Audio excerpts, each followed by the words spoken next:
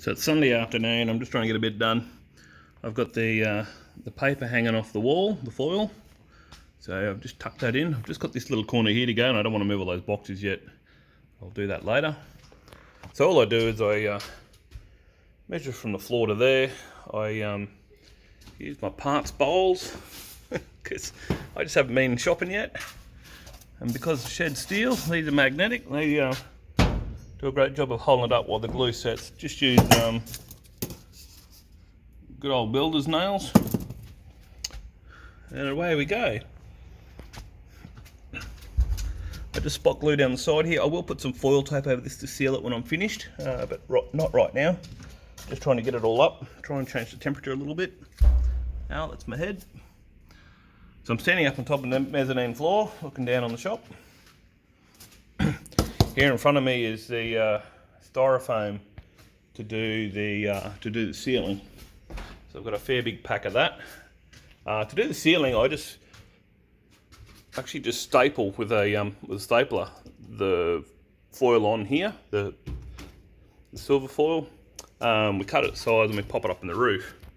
And we can see here I've done one run with some help. Need to get busy and get the rest of these in the roof. I will also use a slightly thinner version because most of the heat obviously comes from the roof.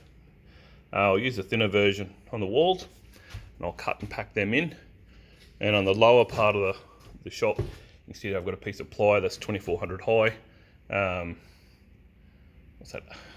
8 feet, I think, in American language, which will be used to go all around the outside of the shop, all the way along, just so if anything hits it, it doesn't damage the styrofoam and obviously reduces fire risk and all the other things.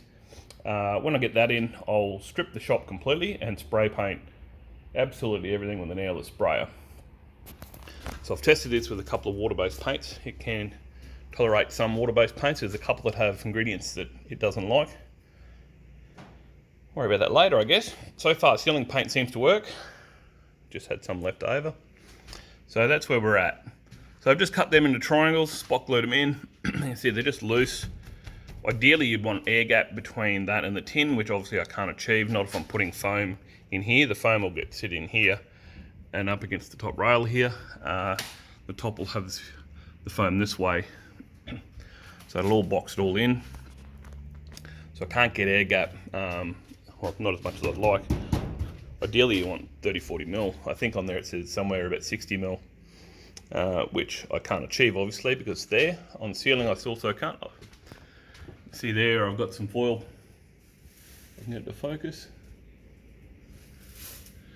Just nailed it on with the stapler.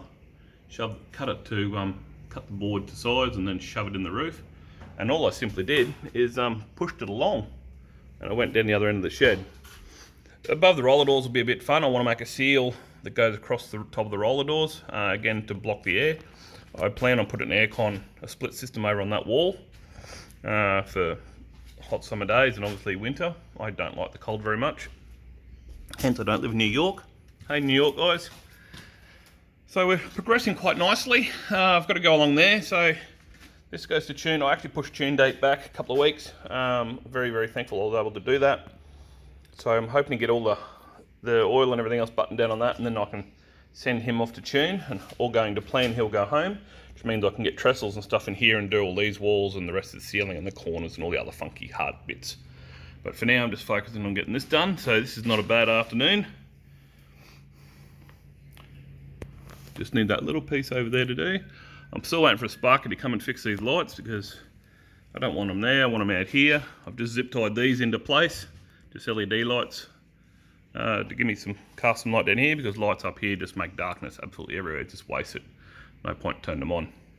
So I've got lights to do. I actually plan on putting some LED strip lights along there and run them off a solar panel and a battery. So long term I'll have free electricity, so to speak, for the lighting. I want to have absolutely free lighting and have these for bad weather, or if I'm working on something that's fiddly and I need even more light. But that's the plan. We're getting there. Anyway, it's all for now. Chat later. See yous.